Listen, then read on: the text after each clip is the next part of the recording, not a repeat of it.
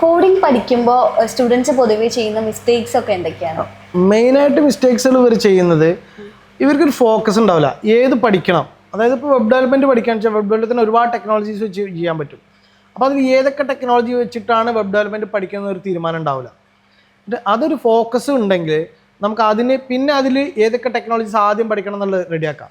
ഉദാഹരണം പറയാം, മേൺ സ്റ്റാക്സ് പഠിക്കണം എന്ന് തീരുമാനിച്ചിട്ടുണ്ടെങ്കിൽ HTML CSS തുടങ്ങാം. ഇപ്പോൾ ഇത് ആദ്യം ഓക്കെ വെബ് ഡെവലപ്മെൻറ്റ് പഠിക്കണം എന്നുണ്ടാവുള്ളൂ. അപ്പോൾ ഏതൊക്കെ വെച്ച് പഠിക്കണം എന്നല്ല, അപ്പോൾ കുറച്ച് കാര്യങ്ങൾ ആദ്യം പഠിക്കും, പിന്നെ വേറൊന്നിക്ക് ജമ്പ് ചെയ്യും, പിന്നെ വേറൊന്നിക്ക് അങ്ങനെ തീരുമാനം. പിന്നെ അതിൻ്റെ കുറേ പോയി ഫ്ലട്ടർ പഠിക്കും, കുറേ പോയി മൊബൈൽ ആപ്ലിക്കേഷൻ എങ്ങനെ ഡെവലപ്പ് ചെയ്യാൻ പഠിക്കും. അങ്ങനെയൊക്കെ ഒരു കൺസിസ്റ്റൻസി ഇല്ലാതെ കുട്ടികളിങ്ങനെ അബദ്ധം ചെയ്യുന്നത് കൂടുതലും ഞാൻ കണ്ടത്. പിന്നെ കൂടുതൽ ഇത് ചെറിയ സംഭവമല്ലേ, ഇപ്പോൾ ഒരു ചെറിയൊരു സ്ട്രിങ്ങിൻ്റെ ചെറിയൊരു ഓപ്പറേഷൻ ആണെങ്കിൽ പോലും അത് ചെയ്ത് നോക്കൂല.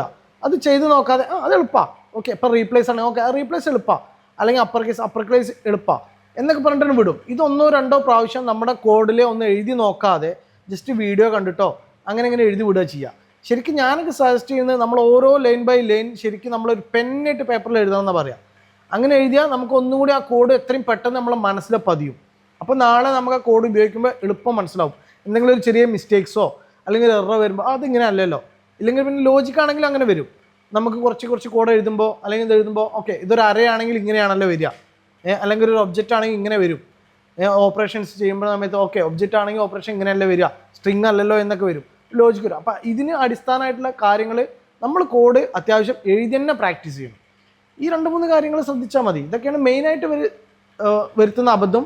ഇത് തന്നെ ഇവർ സ്റ്റെക്കായിട്ട് ലാസ്റ്റ് പറയും ഓക്കെ കോഡിങ് വളരെ ബുദ്ധിമുട്ടാണ് അല്ലെങ്കിൽ വെബ് ഡെവലപ്മെൻറ്റ് ബുദ്ധിമുട്ടാണ് എന്നൊക്കെ പറഞ്ഞിട്ട് തന്നെ സ്കിപ്പായി പോകാറാണ് ചെയ്യാറ്.